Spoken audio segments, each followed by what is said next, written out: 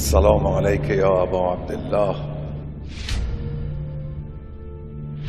وعلى الأرواح التي حلت بفنائك.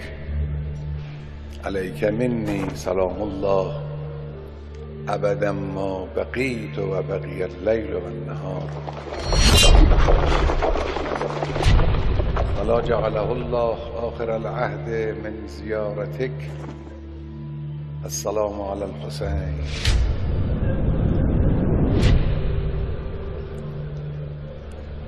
وعلى علي بن الحسين